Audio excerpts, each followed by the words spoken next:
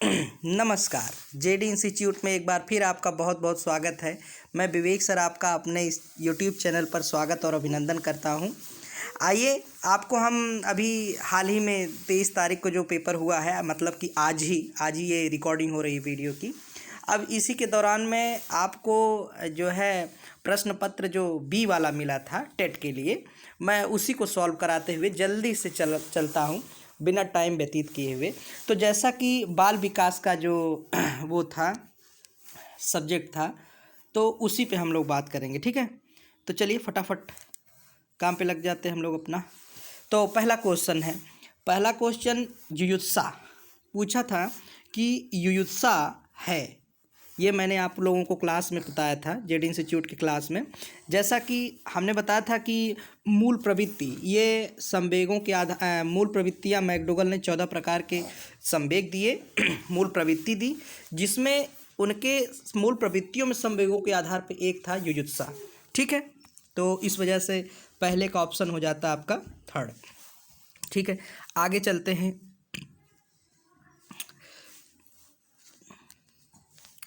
जैसे और फिर दूसरा नंबर का क्वेश्चन है, दूसरा प्रश्न है, बालकों के सामाजिक विकास को प्रभावित करने वाले तत्व। बालकों के विकास को प्रभावित करने वाले तत्व, तो इसमें से तो इसका ऑप्शन हो जाता है आपका दूसरा, है ना। दूसरे वाले का ऑप्शन कौन सा हो जाएगा? दूसरा। अच्छा देखें कैसे हो जाता है। बालकों के सामाजिक विकास को प्रभावित करने वाले तत्व पूछा है, तो इसमें क्या शारीरिक तत्व हैं? जब बालक के विकास की सामाजिक विकास की बात करता है तो क्या वह शारीरिक तत्व होगा कि सामाजिक परिवेश जन्य तत्व होगा, आर्थिक तत्व होगा, वंशानुगत तत्व होगा? तो भाई साहब ये तीनों नहीं होंगे।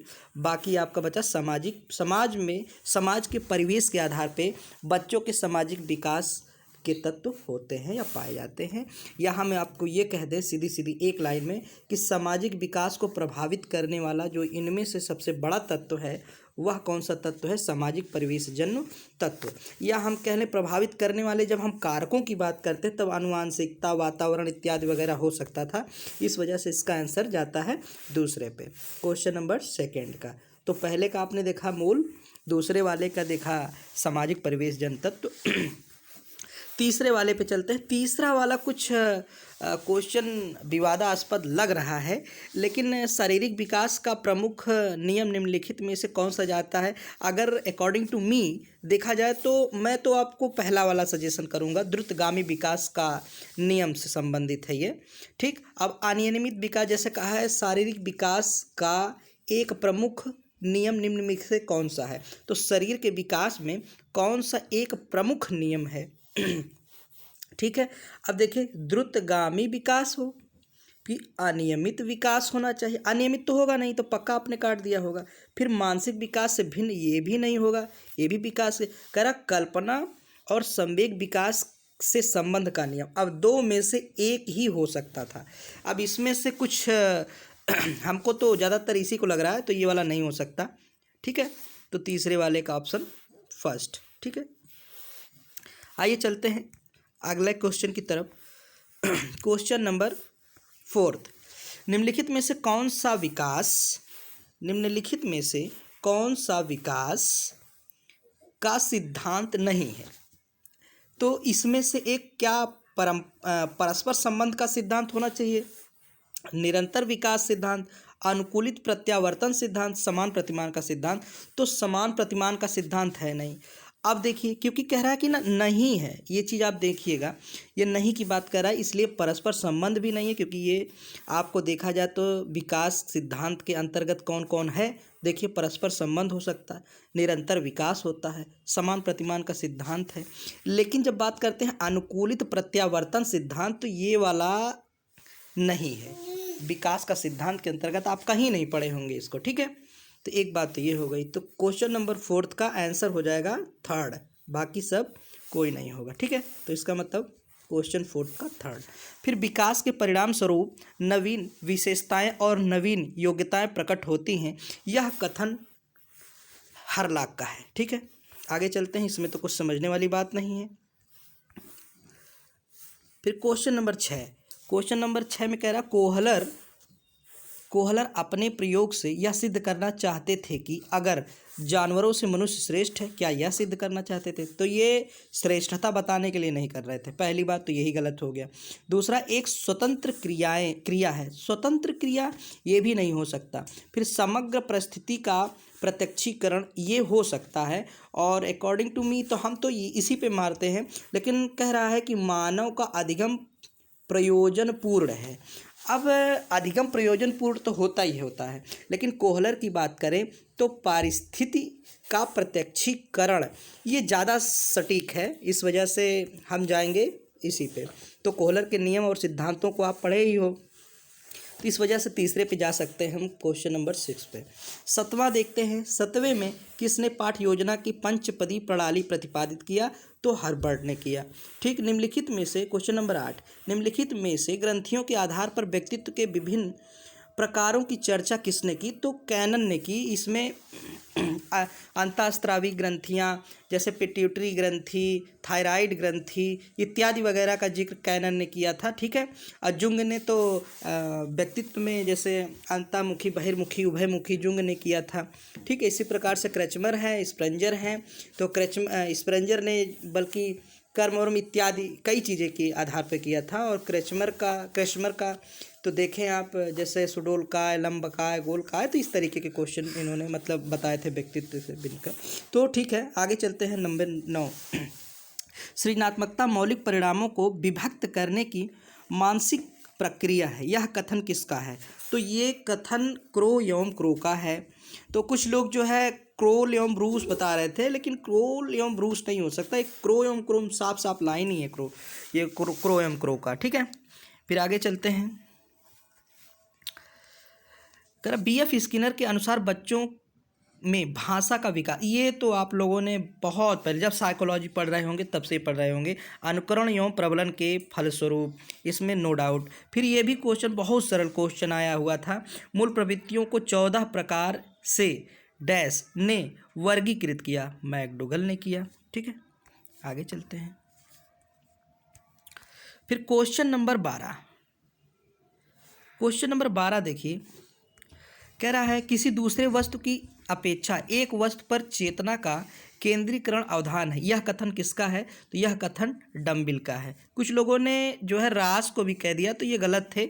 एक्चुअली ये डम्बिल ही है और ये लाइन सीधे सीधे डम्बिल का है, तो इसको ध्यान रखें। फिर अगला क्वेश्चन है, निम्नलिखित में किसका नाम सुजन शास्त्र के पिता? इसको तो आप बहुत पहले से रट रहे हो, गाल्टन का ना। क्वेश्चन नंबर 13 का सेकंड। 14 का देखिए, 12 वर्ष 16 वर्ष के बालकों हेतु हिंदी में डॉक्टर एस जलोटा ने कौन सा परीक्षण प्रतिपादित किया? तो साधारण मानसिक योग्यता परीक्षण। ये बहुत ही सरल क्वेश्चन आया हुआ। फिर क्वेश्चन नंबर 15 का बुद्धि के द्विकारक, तो स्पीयरमैन, ये भी आप जानते हो। 16 नंबर क्वेश्चन है, पूर्व अनुभव के आधार पर संवेदना को अर्थ प्रदान करना कहलाता है? तो प्रत्यक्षीकरण कहलाता है। बहुत आसान सा क्वेश्चन आया है भाई। पहले का अनुभव, उसी के आधार पे आपको संवेदना को अगर व्यक्त करना हो तो प्रत्यक्षीकरण कहलाएगा। कुछ लोग तो चिंतन या कल्पना या स्मृति पे जाते हैं, कुछ स्मृति पे, जबकि स्मृति नहीं है भैया। इसका क्लियर एंड कट आंसर है प्रत्यक्षीकरण। ठीक है। आगे चलते हैं। अगला है, सीखने में प्रयास व भूल के सिद्धांत का प्रतिपादन किसने किया? ये तो बेसिक क्वेश्चन आया था थॉर्नडाइक का, बताने की जरूरत ही नहीं। ठीक है, सीखने का। आगे चलते हैं। क्वेश्चन नंबर नेक्स्ट, इसमें अगले क्वेश्चन का है, औसत बुद्धि वाले बालकों की बुद्धि लब्धि 90 से 109। जैसे कुछ लोगों ने ये फोर्थ वाला ऑप्शन है 110 से 114, तो भैया सामान्य बुद्धि वाले बच्चों की जो बुद्धि लब्धि होती है वो 90 से 109 ही है। ठीक है। आगे चलते हैं। नेक्स्ट क्वेश्चन, निम्नलिखित में से कौन तरल क्रिस्टलीकरण बुद्धि प्रतिमान के प्रतिपादक थे? तो कैटल। ठीक है। आगे चलते हैं। क्रिया प्रसूत अधिगम सिद्धांत के प्रतिपादक स्किनर, ये तो सब लोग जानते हो। फिर अगला क्वेश्चन लेते हैं। क्वेश्चन नंबर 21 ब्लूप्रिंट निम्नलिखित में से किस पर महत्वपूर्ण घटक है? ये है परीक्षण निर्माण की। ये तो 100% है। ये शुरुआत से बीटीसी वगैरह जब आप करते हैं बीएड में तो बताया जाता है, तो परीक्षण निर्माण का। ठीक है, क्वेश्चन नंबर 22, विकास की पूर्व संक्रिय अवस्था निम्नलिखित में से किसने दिया? तो पियाजे ने। इनकी 4 अवस्थाएं थी, है ना, जैसे संवेदी जनित अवस्था या उसको कहते हैं संवेदी जनित गामक अवस्था या संवेदी गामक अवस्था, संवेदी पेशी अवस्था, इसके इत्यादि नाम है। ठीक है, ये पहली अवस्था पूर्व संक्रियात्मक अवस्था, जिसको प्राक संक्रियात्मक अवस्था, तो वही सेकेंड वाला पूछा था, तो पियाजे ने दिया। ठीक, आगे चलते हैं। क्वेश्चन नंबर 23 कहता है एमपीपीआई परीक्षण का उपयोग किसके मापन के लिए होता? तो व्यक्तित्व। कुछ लोग बुद्धि, ये कंफ्यूज रहे होंगे, कुछ बच्चे बता रहे थे सर हमने ये कर दिया, तो ये थोड़ा सा गलत हो गया, है ना, तो इसका व्यक्तित्व होना चाहिए। आगे चलते हैं। अधिगम हेतु निम्नलिखित में से क्या सर्वाधिक आवश्यक है? तो अभिप्रेरणा। कुछ लोग कहते हैं सर रुचि होनी चाहिए, कुछ लोग कहते हैं प्रेरणा होना चाहिए, लेकिन रुचि के पहले प्रेरणा इंपॉर्टेंट है, तो अकॉर्डिंग टू मी अब प्रेरणा पे जाएंगे। हालांकि देखते हैं आयोग इस क्वेश्चन को, क्वेश्चन नंबर 24 का बी सीरीज़ का कौन सा मानता है, अब प्रेरणा मानेगा कि रुचि? ये क्वेश्चन जो है थोड़ा सा अपवाद स्वरूप हमको लग रहा है। अब ये तो देखना पड़ेगा कि क्या मानता है आयोग। वैसे अब प्रेरणा होना चाहिए। ठीक, आगे चलते हैं। नंबर 25 क्या था? शैशवा काल का समय है। देखिए कुछ लोगों ने जन्म से 6 वर्ष तक माना है, जबकि हम आपको बता दें कि आप जब एथेंटिक किताबें पढ़ेंगे तो कहता है शैशवा अवस्था है तो 0 से 5 वर्ष तक की अवस्था। पहली बात तो 0 से 5 वर्ष तक की अवस्था होता है शैशवा अवस्था, फिर 5 मतलब अब जाके 6 से 12 या 5 से आगे कुछ लोगों ने 6 जरूर कह दिया है, लेकिन आप देखिए जन्म से 2 वर्ष तक साफ साफ आपको लिखा मिलेगा, जबकि 6 अधिकतर नहीं मिलता है। तो शैशव काल का समय ये डेफिनेटली आपका पहले पे ना जा कर के दूसरे पे जाएगा। ये सही क्वेश्चन है। कुछ लोग कह रहे होंगे कि अपवाद स्वरूप है, लेकिन जन्म से 2 वर्ष तक ही माना जाएगा। ठीक है, आगे चलते हैं। क्वेश्चन नंबर 26 कहता है कोहलर निम्नलिखित में से किससे संबंधित है? तो ये तो बताने की जरूरत ही नहीं। कोहलर अधिगम, अब कह रहा क्या व्यक्तित्व बताइए, क्या कोहलर ने व्यक्तित्व के सिद्धांत के अंतर्गत आते हैं इनके सिद्धांत? क्या विकास के अंतर्गत आता है, प्रेरणा के अंतर्गत आता है? हमने आपको पढ़ाते समय साइकोलॉजी में 2 बात बताया था कि 2 पार्ट बांटे थे। ठीक, एक पार्ट में हमने रख दिया था विकास को, और दूसरे पार्ट में हमने रख दिया था अधिगम को। किसको रख दिया था? अधिगम को, है ना। अब हमने जैसे आपको उधर पूछता है तो काल्पनिक, हरलाक और रास वगैरह कुछ चीज़ें ऐसी थी जो आपको जैसे मारिया मांटेसरी, फ्रावेल वगैरह ये सब विकास के अंतर्गत आते थे। तो आपने विकास में देखा जब पावलोव, वाइगोत्स्की, कोहलबर्ग, तो ये सब आते हैं आपके अधिगम के उसमें। तो इस वजह से ये सही हो जाता है। ठीक, तो अगला क्वेश्चन, अब बात करते हैं क्वेश्चन नंबर 27 का। ठीक है, क्वेश्चन नंबर 27 का। अब देखिए 27 में कह रहा मैकडूगल के अनुसार मूल प्रवृत्तियों की संख्या बताइए। इतना सरल क्वेश्चन पूछ लिया, और कुछ बच्चे कह रहे हैं पेपर बहुत टफ बनाया है। अब इससे आसान पेपर आप क्या ले सकते हो? 27 का 14 मूल प्रवृत्तियां हैं। आगे देखिए क्वेश्चन नंबर 28 का कह रहा मानसिक उद्वेलन प्रतिमान का प्रयोग निम्नलिखित में से किसके शिक्षण हेतु? मानसिक उद्वेलन, देखिए मानसिक उद्वेलन समस्या समाधान पर होता है। मैं इसको बताया था कि समस्या समाधान के लिए क्लास में इसको 2-3 बार बताया था इस क्वेश्चन को। अब बच्चे फिर भी कहते हैं कि पता नहीं कहाँ से आया। जब साफ साफ मानसिक उद्वेलन की बात हो रही तो समस्या समाधान के आधार पर मानसिकता की जो मस्तिष्क के दिमाग की आवश्यकता के आधार पर हम समस्या को दूर करते हैं, वही मानसिक उद्वेलन है। मैंने बताया था क्लास में। फिर आगे आते हैं 29 निम्नलिखित में से कि प्रयोग में कुत्ता बताइए। कुत्ता विषय पावलोव पर कुत्ते पर पावलोव ने किया, और चिंपैंजी पर कोहलर ने किया। ठीक है, और कबूतर चूहे पर स्किनर, ये तो आप लोग जानते ही हो। फिर आगे चलते हैं सुपर टेट के लिए बच्चे, तो अगर इसको ना जाने फिर क्या सुपर टेट देना, है ना। आगे चलते हैं क्वेश्चन नंबर 30 मौलिकता नमनीयता। हमने आपको सृजनात्मकता का डेफिनेशन पढ़ाया है कि सृजनात्मक लोग ऐसे लोग होते हैं जो नवीन चीज़ों के विचारधारक होते हैं, नई सोच रखते हैं, नई चीज़ बना सकते हैं। ठीक है, तो इत्यादि चीज़ों में क्या होता है, आपका सृजनात्मकता होता है। तो देखिए क्वेश्चन नंबर 30 का कौन हो जाता है भाई, क्वेश्चन नंबर 30 का सृजनात्मकता। ठीक है, आगे चलते हैं। अब बात आ जाती है हिंदी की, फटाफट हिंदी को भी सॉल्व करते हैं, फिर इसी क्रम में सारे सब्जेक्ट को हम जल्दी जल्दी से सॉल्व कर लेंगे। फिर आइए चलते हैं। 31 नंबर क्वेश्चन है, ये सीरीज़ बी है यूपी टेट की, अभी जो पेपर हुआ है। तो अब कह रहा अंगा, अब ये अनुनासिक वर्ड है, ये तो किसी को बताने की आवश्यकता नहीं। क्वेश्चन नंबर 32, 4 गज मलमल, ये तो परिमाण बोधक है।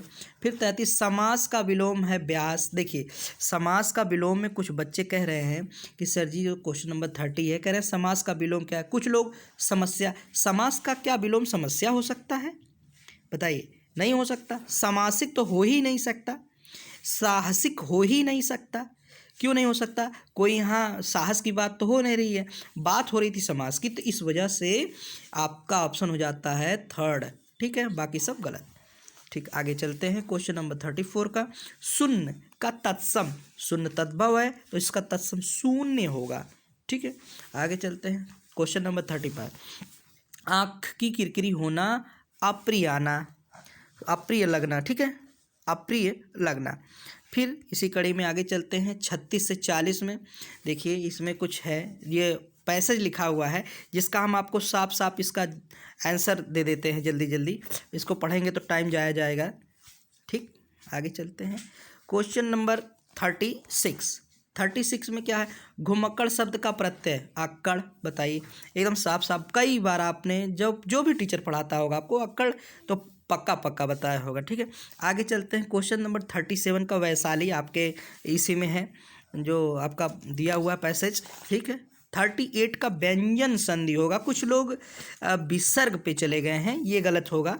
ठीक है, स्वच्छंद में स्व नहीं होगा, स्वच्छंद होगा। ठीक है, इस वजह से यह व्यंजन संधि होगा।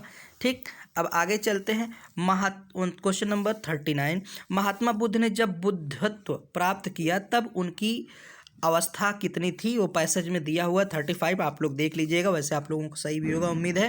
क्वेश्चन नंबर 40, श्रुति धर्म का अर्थ है बौद्ध धर्म, देखिए यहीं पे आपको यहीं नीचे मिल जाएगा, ये देखो बौद्ध धर्म। ठीक है, पैसेज में। आगे चलते हैं। अकाल का पर्यायवाची है दुर्भिक्ष। देखिए अकाल, जैसे अकाल पड़ जाता है ना, अकाल पड़ जाना, तो अधियारा तो होगा नहीं, पक्का गलत होगा। अच्छत होगा नहीं, ये भी गलत है।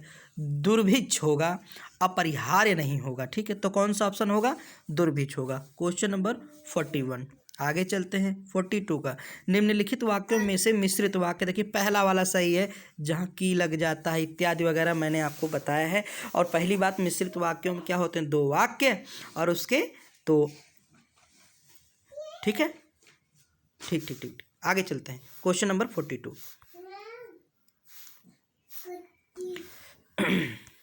42 में, जिसकी पूर्व से कोई आशा ना हो, प्रत्याशा।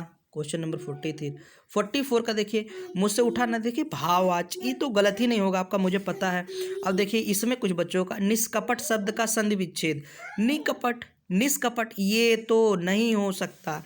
और मैंने आपको पढ़ाते समय ये बताया था कि सार्थक, दोनों तरफ सार्थक शब्द होने चाहिए। देखिए इसमें सार्थकता है, तो क्वेश्चन 45 का 3। ठीक है, 46 वाला देख लेते हैं। 46 में क्या है, जिस देश में हिंदी भाषा का प्रयोग लिखने एवं बोलने में किया जाता है। अब देखो ऑस्ट्रेलिया में होगा नहीं, दक्षिण अफ्रीका में होगा नहीं, पहली बात तो बच्चों को इसे रटवा दिया जाता है। लेकिन कुछ लोग पाकिस्तान, जबकि यहाँ उर्दू है। ठीक है, तो पाकिस्तान में मॉरिशस एक ऐसा देश है जहाँ पे हिंदी बोला भी जाता है, लिखा भी जाता है। ठीक है, तो ये इंपॉर्टेंट कर लीजिएगा प्यारे बच्चों, और आगे चलते हैं। ठीक, तो अगला है 48 में क्या भाई, कह रहा वीरों का कैसा हो बसंत, तो यह जो है सुभद्रा कुमारी चौहान का है, माखन लाल चतुर्वेदी का है नहीं। कुछ जल्दी में आकर सुमित्रा कुमारी चौहान को मार दिए हैं कुछ स्टूडेंट, ये हो ही नहीं सकता। तो रामधारी सिंह दिनकर, ये तो कुछ लोग बता रहे हैं हो ही नहीं सकता, इसमें जो है सुभद्रा कुमारी चौहान है। फिर क्षेत्रीय, देखिए ये क्वेश्चन आप लोगों का बच्चे बता रहे हैं सर ये गलत हो गया। देखिए इसमें क्षेत्रीय में कौन सा विशेषण है, तो कुछ बता रहे हैं कि सर इसमें सार्वनामिक हो सकता है, तो सार्वनामिक नहीं है भैया, इसमें क्या है, गुणवाचक है। जहाँ तक उम्मीद तो है गुणवाचक का, हालांकि आयोग का आंसर का इंतजार करिए, तो हमारे हिसाब से तो आपका गुणवाचक है। फिर आगे चलते हैं। फिर क्या, चौराहा शब्द, अरे भैया ये तो बहुत आसान सा क्वेश्चन है, ये तो आप लोग जानते हो, द्विगु समास। आगे चलते 51, निम्नलिखित में से मौखिक अभिव्यक्ति का रूप है आंसू। देखिए इसमें कंफ्यूज हुए हैं बच्चे, कह रहा है निम्नलिखित में मौखिक अभिव्यक्ति का रूप है। मौखिक अभिव्यक्ति मतलब जो हम ऐसे बोल कर रिप्रेजेंट करें, अपनी भावनाओं को आप तक पहुंचाएं। तो क्या सुन के लिखना हो सकता है श्रुतलेख? कतई नहीं, पहला गलत। क्या सुलेख हो सकता, कोई बोले आप लिखो, इससे आप अभिव्यक्त करोगे? मौखिक ये भी नहीं हो सकता। शुद्ध वर्तन ये भी नहीं होगा भैया। अब बचा क्या, आंसू भाषण। अगर आपको ये आंसू का मतलब नहीं पता था तो कोई बात नहीं थी, लेकिन बाद में उसके भाषण लिखा था, आपको इसी आधार पर पकड़ लेना चाहिए था। ठीक है, आगे चलते हैं। फिर क्वेश्चन नंबर 52। क्वेश्चन नंबर 52 में क्या है, कहता है हिंदी भाषा की बोलियां हैं। कुछ लोग बहुत जल्दी में भैया 22 मार दिए हैं, जबकि भाषा जो है उनकी बोलियां 18 हैं। तो जल्दबाजी में कुछ लोग गलतियां कर दिए हैं। तो कितना है भैया, 18 है, 22 नहीं है। ठीक है, 25 तो आप लोग किए ही नहीं होगे, 15 कोई सवाल है नहीं। आगे चलते हैं। क्वेश्चन नंबर 53, सामाजिक शब्द में मूल शब्द का प्रत्यय समाज और इक है। देखो इसमें इक प्रत्यय भी लगा हुआ है और समाज से मिल भी रहा है, तो इन दो शब्दों से जुड़ के बन गया क्या है, सामाजिक। अब कुछ लोग सामाजिक ये अलग कर दिए हैं, बताओ कैसे हो सकता है? सवाल ही नहीं है इसका ना, ये तो हो ही नहीं सकता सा। ठीक, अब कुछ लोग सामाजिक, क्या यह सार्थकता है शब्दों का? ये भी नहीं है। फिर कुछ लोग समाज और इक कर दिए, ये तो हो ही नहीं सकता। समाज क्या होता है, समाज होता है ना। देखो तीसरा वाला में सब मिल रहा है। आगे चलते हैं 54, तद्भव पत्रिका के संपादक। देखो ये थोड़ा सा आ गया था, तो कुछ चुनाव उनाव होने वाला हमको लग रहा है ना, एग्जामिनर कुछ अखिलेश उखलेश जान के इसको लगा दिए हैं। ठीक है, तो चलिए बहरहाल इस पे बोलना नहीं चाहिए हम लोगों को ज़्यादा एक अध्यापक के लिए। तो आगे चलते हैं 54 में तद्भव पत्रिका के संपादक कौन है भैया, अखिलेश जी हैं। आगे चलते हैं 55, करा 12 बरस लव कुकर जीवे और 13 लव जिये सियार। यह पंक्ति किसने लिखी है भाई, एक पंक्ति किसकी है? तो भैया जगनिक की है। ये देखो कुछ बच्चों ने जो है गलत कर दिया है, कुछ बच्चे तो विद्यापति कुछ अंदाज़ा लगा के, जब नहीं पढ़ा रहता तो आदमी जो है अंदाज़ा लगा के मारता है। ठीक है, तो पढ़ लिया करो भैया, बहुत सरल पेपर आया 2011 के बाद, हमको लग रहा है अभी पेपर आया इतना सरल। ठीक है, आगे चलते हैं 56, निम्न में से किस शब्द की वर्तनी सही है? देखो कुछ बच्चे अनुग्रहित तो कर ही नहीं सकते, जो पढ़ने वाले बच्चे हैं अनुग्रहित नहीं कर सकते, मामला फंसता थर्ड और सेकंड का। तो अनुग्रहित नहीं होगा भैया। ठीक है, साफ साफ आप गूगल कर लीजिएगा, कहीं और भी देखें, अनुग्रहित होगा। ठीक, अनुग्रहित यही शुद्ध है वर्तनी के तौर पे। हमने देखो गलत कर दिया, दूसरा वाला सही है अनुग्रहित। ठीक है, तो 56 का आंसर सेकंड होगा।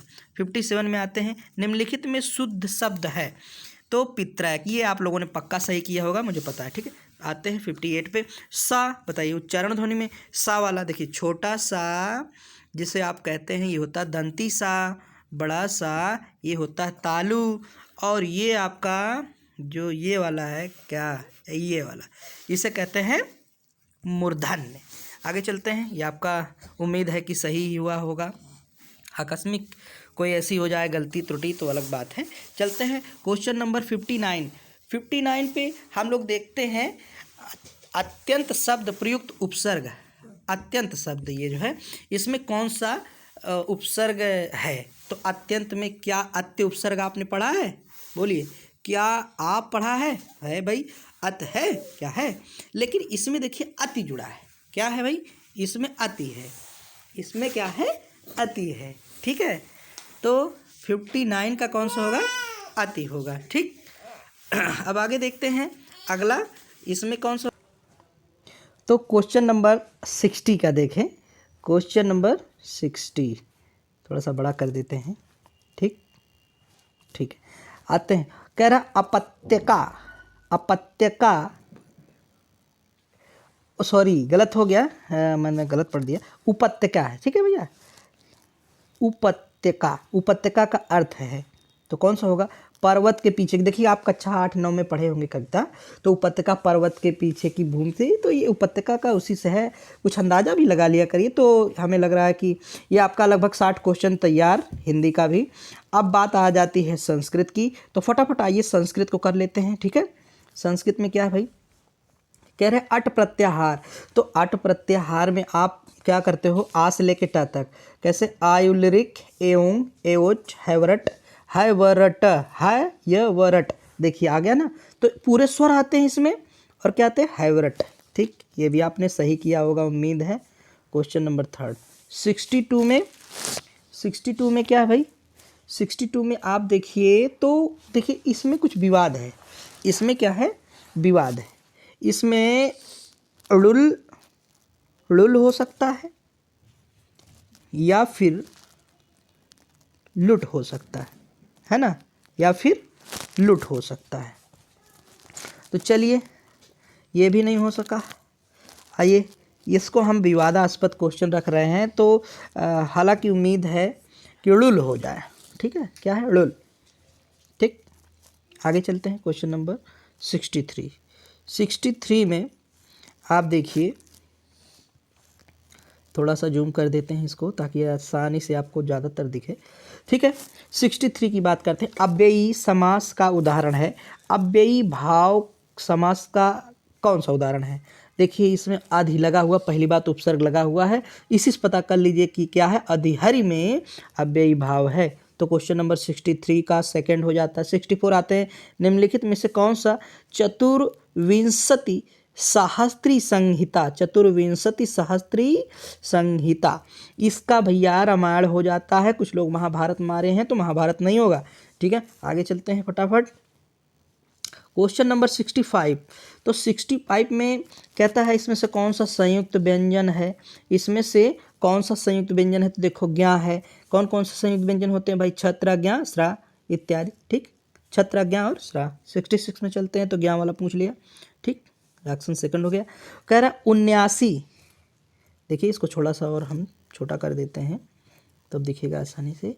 अब कह रहे हैं 79 की संस्कृत संख्या नहीं है। कुछ बच्चों ने जल्दी जल्दी में करके देखो, 79 भी है, 79 भी है, 9सप्तति भी है, लेकिन 69 नहीं है। तो कुछ लोगों ने नहीं देखा। ठीक है, तो अभी देख लो, आँख जो है बड़े बड़े करके, लग रहा है कुछ गड़बड़ हो गया है ना। एक मित्र हैं बता रहे हैं ये तो गड़बड़ हो गया। ठीक है, आगे चलते हैं क्योंकि उन्होंने नहीं देखा था ना भैया। तो चलते हैं, उम्मीद है आप लोग देखे होंगे। कह रहा 67 में दिन भर में पाठ पढ़ डाला, दिन भर में पाठ पढ़ डाला, इस वाक्य का अनुवाद है।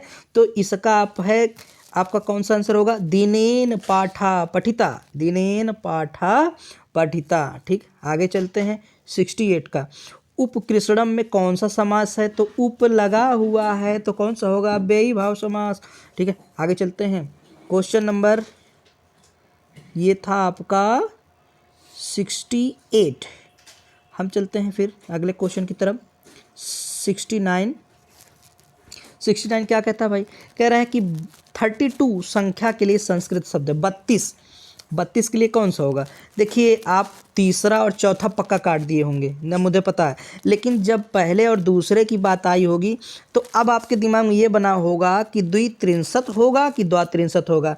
इसीलिए कहते हैं कि एग्ज़ाम के पहले पूरा प्रिपरेशन होना बहुत ही कंपलसरी है। तो द्वित्रिंशत ना होकर के भैया क्या है? द्वात्रिंशत है 100%। ठीक है, आगे चलते हैं। कुछ लोगों ने गलत कर दिया है, मुझे पता। क्वेश्चन नंबर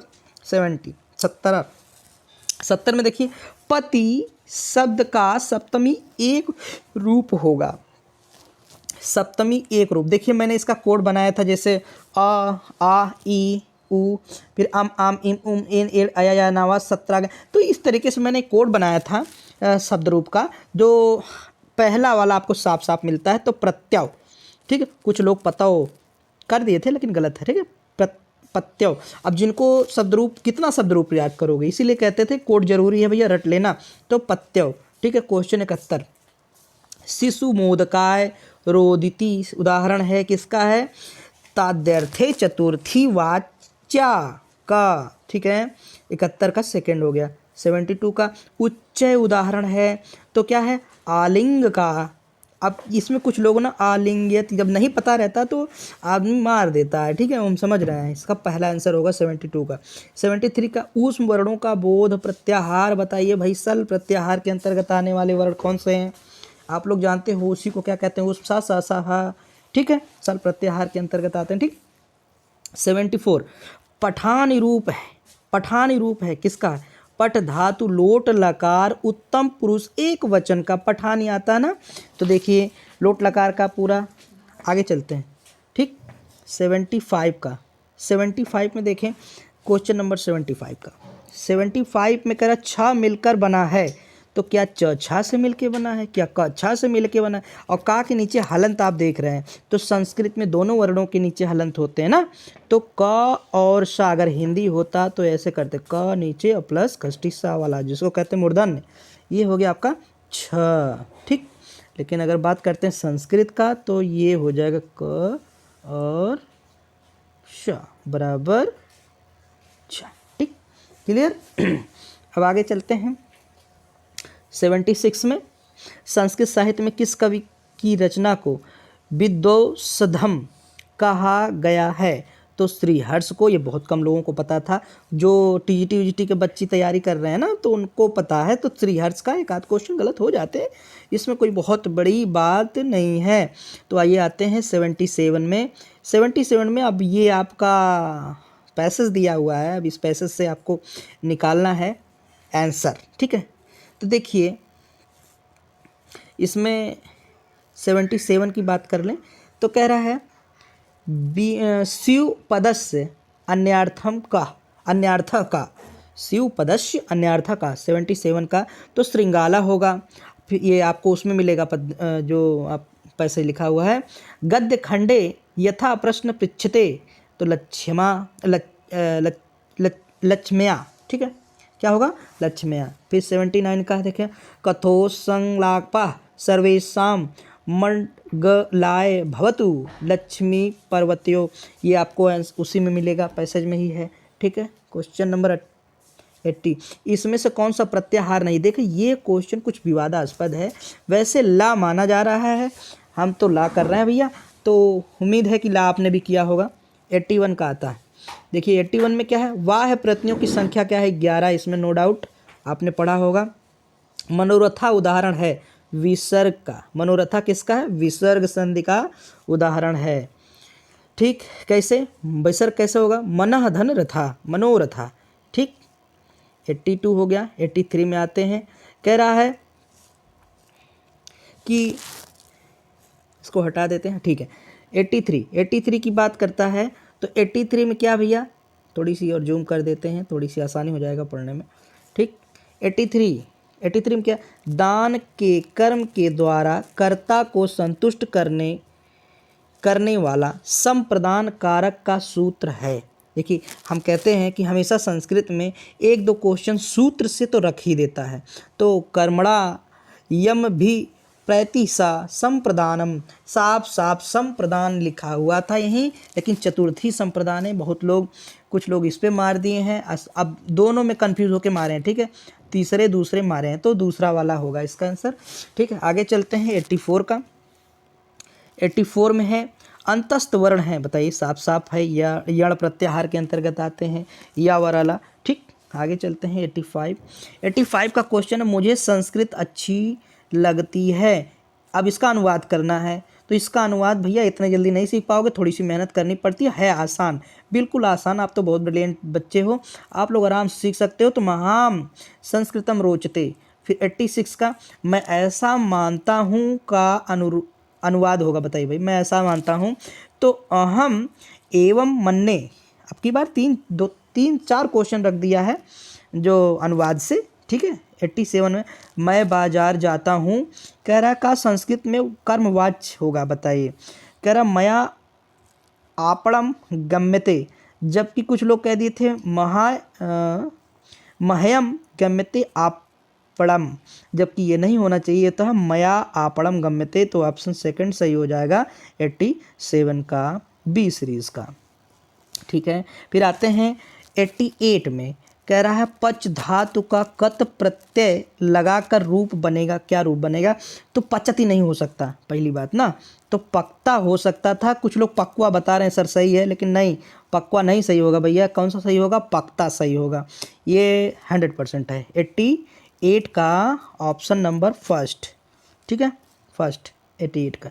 फिर 89 का, फिर ये देखो कह रहा पंचनवती, पंचनवती संख्या 95, ठीक है। आगे चलते हैं 90 का, अव्यय शब्द समूह सर्वत्र अधुना उपरि। फिर कह रहा अत्र तत्र तस्य स ते यूयम नमः स ज्येष्ठा, तो पहला वाला ऑप्शन होगा, ठीक है, अव्यय शब्द। फिर आगे चलते हैं, फिर ये मैथ का आ गया। मैथ का हम जल्दी जल्दी सब, इसको तो लगाया जा नहीं सकता, इस वजह से फटाफट इसको डिस्क्राइब कर देते हैं, ठीक है। तो जैसा कि पहला 91 वाला क्वेश्चन है, कह रहा है कि कोण ABC के मध्य बिंदु क्रमशः DEF है, ज्ञात कीजिए कि निम्नलिखित में से कौन सा कथन सत्य है, तो ऑप्शन नंबर डी, ठीक है। अगला चलते हैं 92 के साथ। 92 वाले का ऑप्शन होगा फर्स्ट, ठीक। 93 का ऑप्शन कौन सा होगा? 5/36, ठीक। आगे चलते हैं फटाफट। 94 का ऑप्शन श्रीनिवास रामानुजन, कह रहा 20वीं सदी के स्वशिक्षित भारतीय गणितज्ञ, 20वीं सदी के पूछ रहा है, तो रामानुजन जी थे, ठीक। अब कह रहा है कि किसी कमरे के चारों दीवारों का क्षेत्रफल 660 मीटर स्क्वायर है तथा लंबाई और उसकी चौड़ाई की दुगनी है। किसी कमरे के चारों दीवारों का क्षेत्रफल 660 मीटर स्क्वायर है तथा लंबाई उसकी चौड़ाई की दुगनी है। यदि कमरे की ऊंचाई 11 मीटर है तो उसकी छत का क्षेत्रफल होगा, तो इसमें ऑप्शन जाता है आपका 200 मीटर स्क्वायर, लगा के देख लीजिएगा, ठीक है। क्वेश्चन आगे आता है 96 वाले में। 96 का ऑप्शन सीधे सीधे 1/25 जाता है। फिर 97 का 96, 98 का 15, 99 का 14 एंड 5, फर्स्ट वाला, ठीक। जल्दी जल्दी से हम लोग कर लेते हैं। फिर 100 वाला देख लेते हैं। 100 में क्वेश्चन क्या है? एक वर्ग का क्षेत्रफल जिसकी एक भुजा 8 सेमी है और आयत के क्षेत्रफल के बराबर है जिसकी लंबाई 16 cm है, या आयत की चौड़ाई ज्ञात करिए, तो इसका आंसर लगाया गया था 4 सेमी आया है, ठीक है। उसके बाद 101 में 2 आया हुआ, इसको भी सॉल्व किया गया। 102 में मंगलवार आया था और कुछ लोगों ने जो है सोमवार मार दिया, तो गलत है भैया, मंगलवार है, ठीक है। ये क्वेश्चन ही ऐसा भैया, मैथ है ना, ठीक। आगे चलते हैं 103 में। 103 का ऑप्शन हो जाएगा थर्ड, 11/64, हल करने पे यही निकल के आएगा, ठीक है। देखिए कुछ लोगों ने, देखिए जब आपके घाते होते चाहे जैसी हो ना, वो माइनस में आ ही नहीं सकती, प्लस में आएगा, ऐसा हमको किसी ने बताया, ठीक है। आगे चलते हैं 104, एक त्रिभुज की रचना करने के लिए संभव भुजाएं हैं, तो ऑप्शन फोर्थ, ठीक है। कह रहा है 105 में, अब इसका 105 का फर्स्ट वाला सही होगा। 106 क्वेश्चन का 33 सही, 1/3% हानि होगा, ये भी सही है, ठीक है। अब उसके बाद 107 में 4, आप देखिए भाग दीजिए, 4 शेष बचेगा, ठीक है। और अगला है 108 में भी क्या है भैया? 108 में भी आपका आंसर 4 होगा। देखिए 2 लगातार क्वेश्चन के फोर्थ नंबर पे 4 लगा, मतलब कुछ लोग सोचेंगे अरे लगातार हो सकता है, जो नहीं बेचारे जिनकी गणित कमज़ोर होती है उनके लिए समस्यात्मक है, ठीक है। आगे चलते हैं 109 वाले में, तो इसका ऑप्शन हो जाएगा भैया, कुछ लोग कह रहे थे ये, लेकिन ये नहीं होगा, ठीक है, 4.5 होगा 109 का। अब ऑप्शन फोर्थ। फिर 110 का होगा फिशर, FRA फिशर, ठीक है, तो ऑप्शन नंबर थर्ड होगा 110 का। 111वां का होगा माध्य और बहुलक, ठीक है। कुछ लोग ये सेकंड वाला ऑप्शन मारे हैं, जबकि ये हो ही नहीं सकता, ठीक है। माध्य और बहुलक होगा 111 का। क्वेश्चन नंबर 112 की बात अगर मैं कर लूँ, तो इसमें आंसर आएगा आपका 54, ठीक है। इसको सॉल्व करके देखिएगा, 54 आंसर आया है, ठीक। आगे चलते हैं, इसका सॉल्यूशन आपको दे दिया जाएगा PDF के माध्यम से, लेकिन अभी जल्दी जल्दी से जो क्वेश्चन सही होने वाले हैं उनको सही करके आगे बढ़ते हैं हम लोग। फिर देखिए, कह रहा पंच भुज के अंतः कोणों का योग होता 540। आप कर लीजिएगा गुणा भाग, पता चल जाएगा। ठीक है, आगे चलते हैं। क्वेश्चन नंबर 13 का चौथा, 114 का होगा 21 मीटर, 115 में होगा 30 दिन। सबको सॉल्व किया गया भैया। 116 का आया है 7/330, मतलब ऑप्शन होगा थर्ड। ये तो हो गया आपका 116 का। फिर 117 में आपका ऑप्शन जाता है फर्स्ट के साथ, 118 का ऑप्शन जाता है थर्ड के साथ, और 119 का ऑप्शन जाता है थर्ड के साथ। ये सारे क्वेश्चन को लगा के करके तब आपको आंसर दिया जा रहा है भैया। देख लीजिएगा, ज़्यादातर ऑप्शन सही मिलेंगे और परिमेय संख्या जाएगा भाई। ये आपका पूरा होता हुआ है गणित। अब आगे चलते हैं हम लोग फटाफट। फिर आते हैं भैया भाग 5 पे। ठीक है, भाग 5 मतलब कि सीरीज़ बी का भाग 5 मतलब पर्यावरण है। ठीक है, आगे चलते हैं। क्वेश्चन नंबर 121 में कह रहा है ध्रुव तारा कहा जाता है। देखिए previous year question, repeated question. ठीक है, तो कह रहा है ध्रुव तारा, ध्रुव तारा उत्तरी तारे को कहा जाता है। बचपन से आप लोग लगातार पढ़ो, ये चीज़ मैंने आपको 122 कितनी बार बताया है कि भारत में प्रोजेक्ट टाइगर 1973 में प्रारंभ किया गया। अब बताओ कान्हा राष्ट्रीय उद्यान भारत के किस राज्य से? मध्य प्रदेश से है। कितनी बार, कितने क्वेश्चन को रिपीटेड देखेंगे आप। अब देखिए ये क्वेश्चन ये है, लखनऊ समझौता 1916 किन किन दो के मध्य हुआ था? तो कांग्रेस और मुस्लिम के मध्य हुआ था। ठीक है, 25 में देखी जाए जंगली गधा बताइए गुजरात में कच्छकारण अभ्यारण्य के अंतर्गत है ना। 26 में कार्बन डेटिंग, ये देखिए आपको सर ने साइंस पढ़ाते समय क्लास में ये चीज़ बताया था।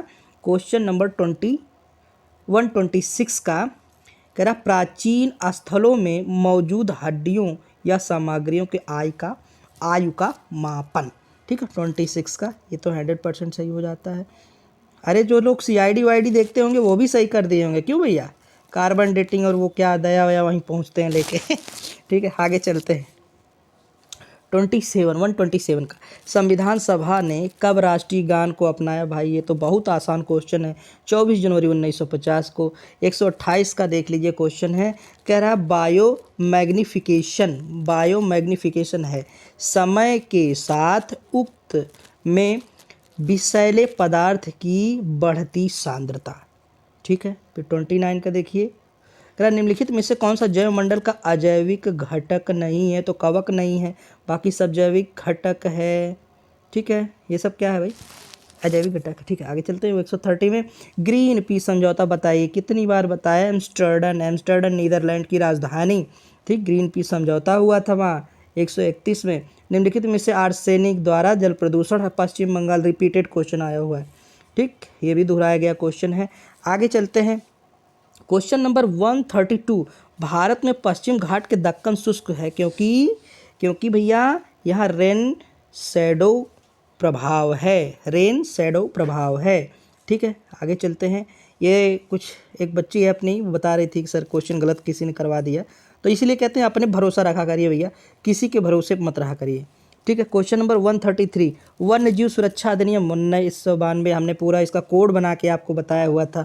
वन्य जीव संरक्षण अधिनियम, फिर पर्यावरण प्रदूषण अधिनियम, और आपको बताया था जल निवारण वायु प्रदूषण निवारण संरक्षण अधिनियम। मतलब सारे अधिनियम को हमने लगभग आपको करा दिया था, और देखो ये आ ही गया। ठीक, 134 वाले में देखिए वायुमंडल की ऊपरी सीमा पर प्रति इकाई क्षेत्र में प्राप्त होने वाली सौर विकिरण कहलाती है। तो इसका क्वेश्चन कुछ लोग सौर ऊर्जा मार दिए हैं, जिनको जो नहीं पढ़े होंगे तो वही अंदाज़ा मार देते हैं, जो कि ये गलत है। पहला ऑप्शन सही है, सौर स्थिरांक। ठीक है, 135 का देखिए, किस देश से संविधान का मौलिक कर्तव्य? भाई USSR, रूस से। बताइए, कितना सरल क्वेश्चन, रिपीटेड क्वेश्चन। 136 का भाई सर्वाधिक जैव विविधता पाई जाती है, देखिए शांत घाटी में पाई जाती है। कहाँ पे है? केरला में है, केरल में। ठीक, शांत वैली कहाँ है? केरल में, बताए हुए आपसे। 137 LPG के संदर्भ में क्या आ सकता है? देखिए रिपीटेड क्वेश्चन है। नीले ज्वाला है, ये भी सही है। उच्च ऊष्मी, ये भी सही है। एक स्वच्छ ईंधन, ये भी सही, लेकिन मीथेन उत्सर्जन नहीं करता, ये चीज़ गलत है। और ये कुछ लोगों ने गलत करके आया, जबकि पिछली बार का रिपीटेड क्वेश्चन है। बहुत सारे क्वेश्चन रिपीटेड हैं आपकी बार यूपीटेड में। ठीक, आगे चलते हैं। 138 का कह रहा है पारिस्थितिकी तंत्र के घटक, कुछ लोग यही देखते मार दिए हैं, जबकि ये गलत है भैया। जैविक तथा अजैविक पदार्थ, जैसे पर्यावरण के कितने घटक हैं? 2, प्राकृतिक और अप्राकृतिक या मानव निर्मित कह लें। तो दूसरा है, कहते हैं पारिस्थितिकी तंत्र के कितने घटक हैं? तो जैविक और अजैविक, देखो वही वाला है। तो उत्पादक उपभोक्ता, ये तो खाद्य श्रृंखला के अंतर्गत आती है ना। ठीक ठीक, आगे चलते हैं। Question number 139। अब 139 देख लीजिए, कह रहा है मकर रेखा है, तो हमने आपको ग्लोब पे बताया था विषुवत रेखा, फिर है कर्क रेखा, फिर है मकर रेखा। तो मकर रेखा देखिए, ये है आपका नॉर्थ और ये है आपका साउथ, और ये साउथ में आपका ये रेखा होती है मकर की, और ये रेखा होती है आपकी कर्क की। ठीक, अब यही पूछा था 23 सही। अब ये कौन सा है? 23 सही 1/2 अंश मकर रेखा, और ये है 23 सही 1/2 अंश कर्क रेखा। ठीक, ये कर्क रेखा और ये मकर रेखा। तो जान लीजिए यही वाला ऑप्शन था, तो ये वाला ऑप्शन फर्स्ट के साथ जाता है कि नहीं जाता है? 139 का फर्स्ट वाला। ठीक है, एकदम सरल सा क्वेश्चन आया। अब ये क्वेश्चन सीधे सीधे है, इकोसिस्टम एजी ट्रांसले, साफ साफ अपने अपने नोट्स में लिखा हुआ है। घास भूमि के क्षेत्र के परितंत्र के घास श्रृंखला में सबसे उच्च स्तर का उपभोक्ता मांसाहारी होता है। ठीक है, फिर 140, एक भी क्वेश्चन ऐसा नहीं आया जिसमें आपका पढ़ाया हुआ ना आया हो। ठीक है, सारे क्वेश्चन पढ़ाए हुए आए। वायुमंडल का प्रमुख स्तर जो पृथ्वी के सबसे पास है, क्षोभ मंडल। कौन कौन से मंडल होते हैं भाई? क्षोभ मंडल होता है, फिर समताप मंडल होता है, फिर मध्य मंडल होता है, फिर क्या होता है? फिर आयन मंडल होता है, फिर बहिर्मंडल होता है। तो ऐसे ऐसे है। तो 142 देखिए सबसे नज़दीक का कौन सा मंडल है? क्षोभ मंडल। 143 का भारतीय संसद द्वारा जैविक अधिनियम पारित किया गया था, तो भैया 11 दिसंबर 2002 को। ये कुछ लोगों का क्वेश्चन ज़्यादातर गलत है, लेकिन ये सही होते हुए कुछ लोग गलत कर दिए, तो ऑप्शन है इसका फोर्थ। 143 का कौन सा जाएगा? फोर्थ का। फिर 144 का देखिए, निम्नलिखित में से कौन सी कृषि करने की प्रक्रिया पर्यावरण संरक्षण में सहायक है? देखिए, अधिक उपज वाली किस्म की खेती बताइए। ज़्यादा उपज खेती अगर आप करोगे तो उसमें उर्वरकता के लिए खाद वगैरह इत्यादि चीज़ों का आप इस्तेमाल करोगे, जिससे क्या होगी? आपके कृषि की प्रक्रिया पर्यावरण संरक्षण में सहायक नहीं होगी। फिर कह रहा है कि ग्लास हाउस में पौधे लगाना, क्या ये हो सकता है? तो इसमें कुल मिला के जैविक खेती ही हो सकता था। 144 का आंसर 4। ठीक है, 145 में आते हैं। 145 में कहता है अम्लीय वर्षा बताइए। अम्लीय वर्षा जब हम आपको बता रहे थे कि सल्फ़र, जब आपको हम बता रहे थे कि ग्रीन हाउस गैसें प्रभावित होती हैं, उसमें हमने बताया था कौन कौन सी गैसें, आपको बताया था कि आगरा का ताजमहल स्टोन क्रैकिंग गैस, कौन कौन सी चीज़ें होती हैं, मथुरा की रिफाइनरी से कौन सी गैस निकलती है जिसकी वजह से जो है आगरा का ताजमहल जो है पीला पड़ जा रहा है, और यही था सल्फ्यूरिक एसिड। ठीक है, तो दूसरा वाला हो गया 146 का WWF। फिर रिपीटेड क्वेश्चन, ये भी रिपीटेड। आपकी बार यूपी टेट में लगभग 25 से 30% क्वेश्चन रिपीटेड आए हुए हैं। ठीक है, तो WWF world wild life fund first वाला है, इतनी बार पढ़ाया जा चुका है। 142 फूलों की घाटी उत्तराखंड बताइए। आप लोग कितने दिन से रट रहे हो? ये भी रिपीटेड क्वेश्चन है। और फिर कहते हैं ये भी रिपीटेड 148 का भारत में निम्नलिखित में से कौन से एजेंसी मुख्य रूप से प्रदूषण के मापन से संबंधित है? तो ये भी रिपीटेड क्वेश्चन आया हुआ है। ये तो बिना किसी मेहनत के आपको मिल जाने वाली बात है। ठीक है, फिर 149 में कोटोपैक्सी एक जागृत ज्वालामुखी है, तो एंडीज पर्वत में। ठीक है, एंडीज में है ज्वालामुखी जो जागृत ज्वालामुखी है।